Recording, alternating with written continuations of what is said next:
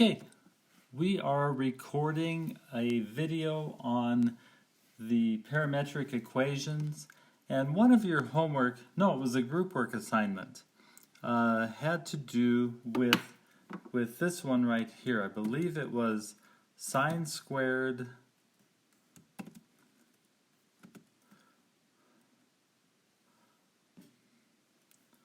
of t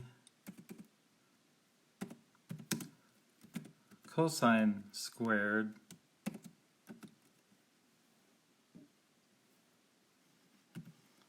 t, and you can see that we got this nice straight line. And what I want to show you is y. So hang on while I go to a whiteboard screen.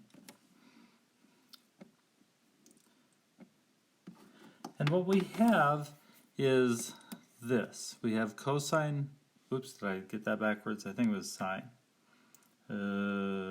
Erase. Sine squared of t, comma, cosine squared of t. And if you remember, this, with parametric equations, this whole thing is our x-coordinate of the graph that we're making, and this whole thing is our y-coordinate.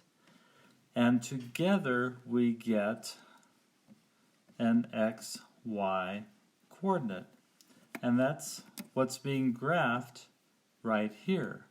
We have an x and y coordinate, and the graph starts at 1, and then it starts at when t is 0, and when t is 0, the sine squared of t is 1, and the cosine squared of t is 0, and that's why you see the thing starting at 1.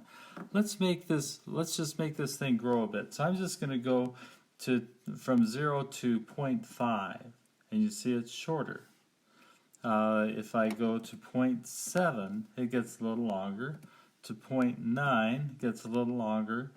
To 1, it gets that length. If I go to pi halves, remember t is in radians, so I'm going to go to pi divided by, where is the division? Divided by 2, and you can see that it goes from, it starts at the top and slopes downward to the bottom. It cannot go further because sine squared t and cosine squared t are always less than or equal to 1. They cannot ever get bigger than 1. And as such, this whole thing goes between 0, 1 of the, I wish I could, let me hang on.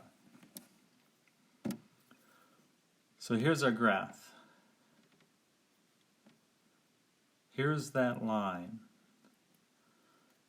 As t goes along, it starts up here and it goes down to here and stops and turns back and comes back around again.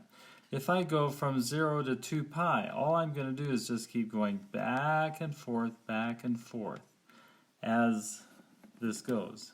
Watch. I'm going to change from pi halves to 2 pi.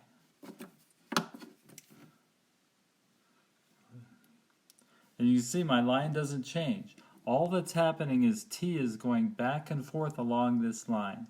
It cannot, let's go back to this, it cannot get any bigger or any smaller. It can't go beyond those lines because these guys always stay between -1 and 1.